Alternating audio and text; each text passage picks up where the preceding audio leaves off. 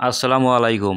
Israel বিশ্বের মধ্যে সন্ত্রাস, হত্যা, লুণ্ঠন, মানবতা বিরোধী অপরাধ থেকে শুরু করে এমন কোনো অনৈতিক কাজ নাই যা ইসরায়েল করেনি।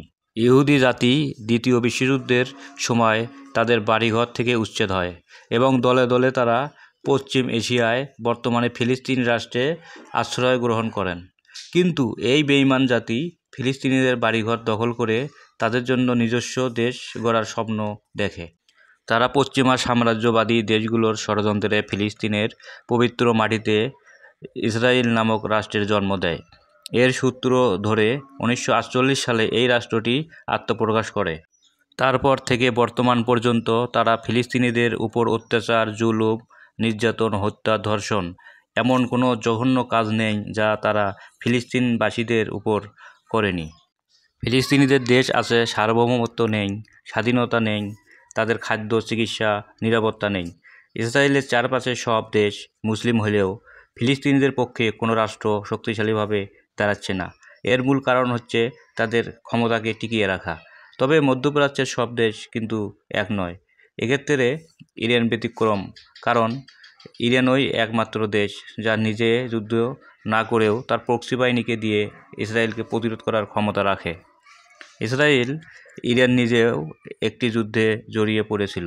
এই যুদ্ধে ইসরায়েল ইরানের ওপর হঠাৎ হামলা চালিয়ে ইরানের কিছু গুরুত্বপূর্ণ সামরিক কর্মকর্তা, পরমাণু বিজ্ঞানী, এয়ার ডিফেন্স সিস্টেম ধ্বংস করে ইরানকে পরাস্ত করতে চেয়েছিল। কিন্তু অদম্য ইরানকে তারা দমাতে পারেনি। ইরান 12 ঘন্টার মধ্যে ঘুরে দাঁড়ায় এবং পাল্টা হামলা করে বিশ্বকে অবাক করে দেয়। ইরানের পাল্টা হামলায় চূর্ণ বিচূর্ণ হয়ে যায় ইসরায়েলের নিরাপত্তা ব্যবস্থা।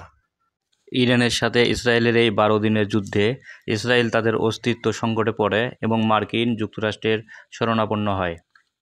মার্কিন যুক্তরাষ্ট্রের সাহায্যে ইসরায়েল যুদ্ধবিরতি মানতে বাধ্য হয়। কিন্তু গাজার হামাসের সাথে ইসরায়েল প্রায় 3 বছর ধরে যুদ্ধ করতেছে।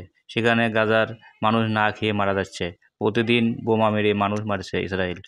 ইরান তার সুকৌশলে ইসরায়েলকে পরাস্ত করতে তার প্রক্সি বাহিনীকে প্রতিনিয়ত শক্তিশালী করতে কাজ চালিয়ে যাচ্ছে।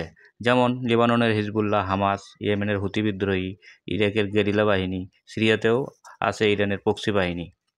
ইরানের প্রক্সি বাহিনীর মধ্যে সবচেয়ে শক্তিশালী ধরা হয় ইয়েমেনের হুতি বিদ্রোহীদের। দীর্ঘদিন সৌদি আরব ও কয়েকটি আরব দেশ মিলে ইয়েমেনের বিরুদ্ধে যুদ্ধ চালায়, কিন্তু তারা সফলতা না পেয়ে পরে হুতিদের সাথে শান্তি চুক্তি করতে বাধ্য হয়। বর্তমানে ফিলিস্তিনিদের পক্ষে শক্তিশালীভাবে দাঁড়িয়েছে হুতি বিদ্রোহীরা। তারা রেড সিতে ইসরায়েলের জাহাজ পুরোপুরিভাবে বন্ধ করতে সক্ষম হন। শুধু তাই নয়, ইসরায়েলের বর্তমানে মূর্তিমান এক আতঙ্কের নাম এই হুতি বিদ্রোহীরা। হুতি বাহিনী প্রায় প্রতিদিনই ইসরায়েলের উপর হামলা চালাচ্ছে। ইসরায়েল ও তার মিত্র বাহিনী যুক্তরাষ্ট্র, ব্রিটেনের সাহায্য নিয়েও হুতিদের দমন করতে পারেনি। হুতিরা নিয়মিতভাবে ড্রোন ও অত্যাধুনিক মিসাইল হামলা করে যাচ্ছে। এতে ইসরায়েলে প্রায় প্রতিনিয়ত সাইরেন বাজছে। আতঙ্কে লোকজন নিরাপদ আশ্রয়ে ছোটাছুটি করছে। হুতি বাহিনীরা জানিয়ে দিয়েছে তারা ইসরায়েলের বিরুদ্ধে হামলা বন্ধ করবে না যতক্ষণ না পর্যন্ত ইসরায়েল গাজার উপর হামলা বন্ধ করে। বর্তমানে হুতিদের মতো হিজবুল্লাহ, ইরানের মতো অন্য দেশগুলো যদি ফিলিস্তিনিদের পক্ষে দাঁড়াতো তাহলে আজকে নিরীহ এত মানুষের মৃত্যু ঘটতো না। যুদ্ধবিরতি করতে বাধ্য হতো দখলদার ইসরায়েল। মুসলিম দেশগুলো নিরাপত্তা এবং কিছু আরব দেশের সহযোগিতা ইসরায়েলকে ফিলিস্তিনিদের উপর হামলা করতে উৎসাহ যোগাচ্ছে। এতে করে ইসরায়েল আরও নির্ভয়ে নিরীহ, অসহায় গাজার মানুষদের নির্বিচারে হত্যা করছে। এতে মানবতা ফেরিওয়ালা দেশগুলোও নীরবতা পালন করছে।